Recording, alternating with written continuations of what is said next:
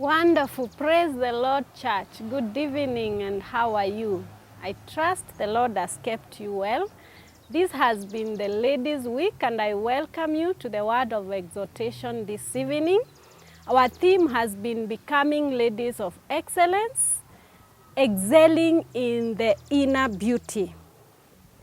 This is taken from our lead text, 1 Peter 3:3-4, and I read from the Amplified Version. Your adornment must not be merely external, with interweaving and elaborate knotting of hair and wearing gold jewelry, or being superficially preoccupied with dressing in expensive clothes. But let it be the inner beauty of the hidden person of the heart, with the imperishable quality and unfading charm of a gentle and peaceful spirit, one that is calm and self-controlled, not over-anxious, but serene and spiritually mature, which is very precious in the sight of God. As we focus on this scripture, it was written to women, but I would like to include our men as well, as we think of the inner spiritual beauty. Inner beauty refers here to the unseen beauty in you. The Bible is calling it the hidden person of your heart. The inner is usually unseen, yes, and hidden, but it is usually brought out by what goes on around you or in the outer you. The experiences, the happenings of life, every other day, they bring out what the inner you actually is. I would like us to focus on rising above the storms of life by growing from within. So I am talking about growing from within this evening. And storms are many, and they can come in various aspects of our existence. They could be physical, mental, social, psychological, emotional, or even spiritual. A good example of somebody who went through storms in the Bible is Job. In Job chapter 1, a lot is mentioned of what Job went through. And this reminds me that nothing shows more accurately what we are than the way in which we stand in the times of storms, trials, and difficulties.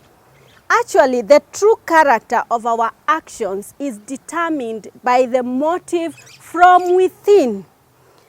And one thing I learned from Job in chapter 1 and verse 22 is that in all this, Job did not sin by charging God with wrongdoing. And I would ask you a question: whom do you attribute your storms to? And how do you react in times of storms like what we are facing currently? Do you feel left out by God? Might you at one time or another charge God with wrongdoing when faced with storms?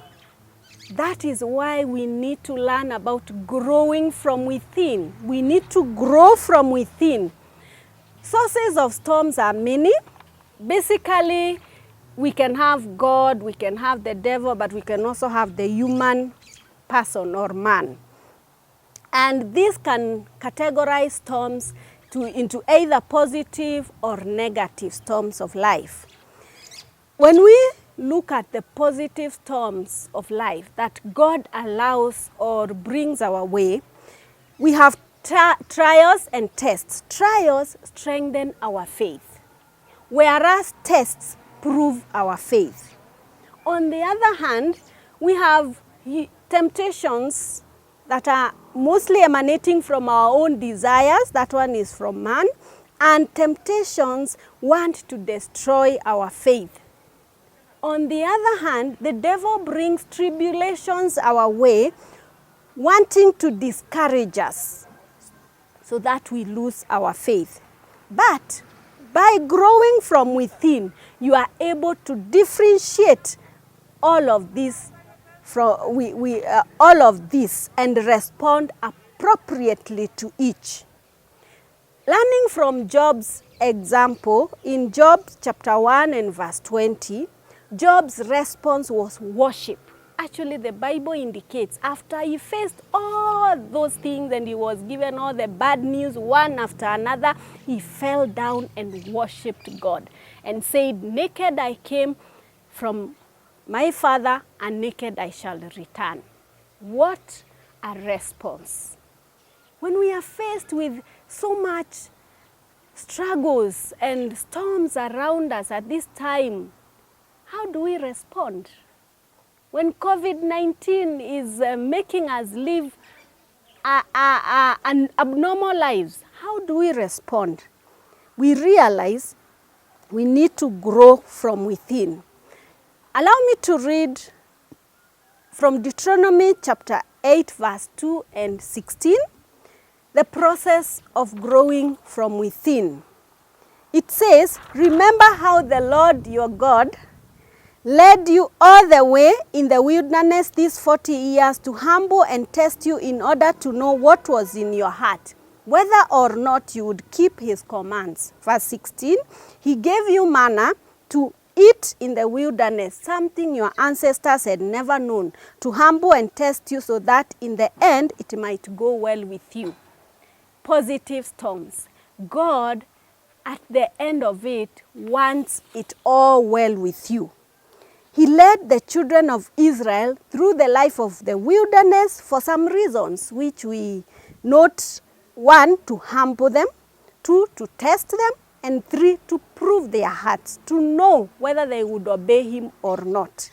God humbled them to test the state of their heart and test their affections towards him. God used the deprivations in the wilderness to bring out what was inside of them.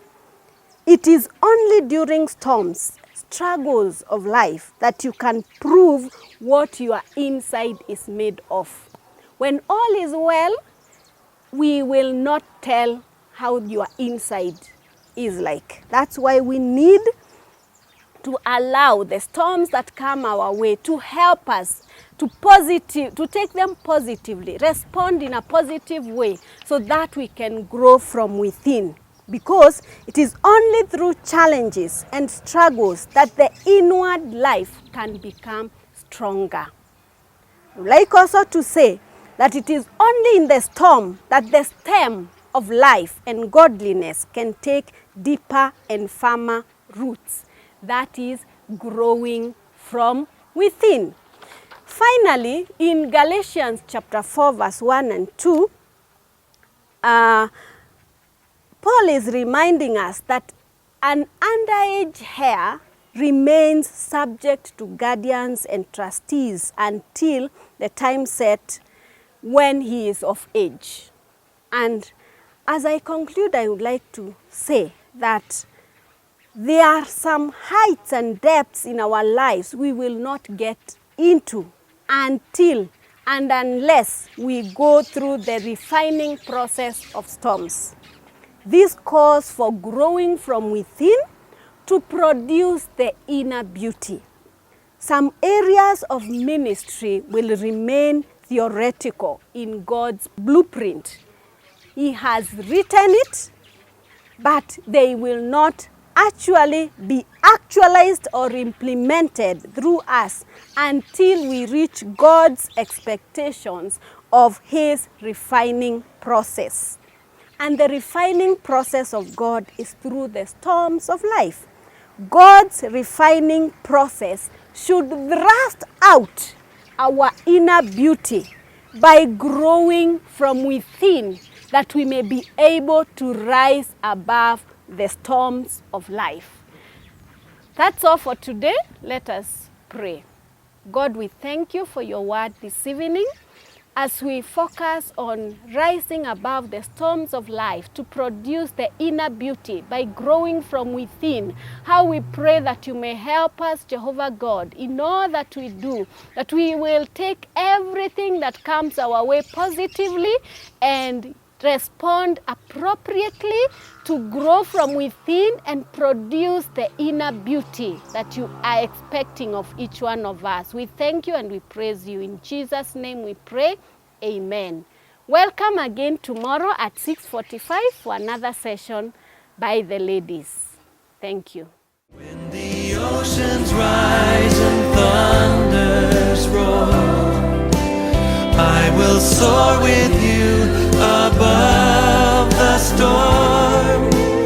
Father, you are king over the flood, and I will be still and know you are God.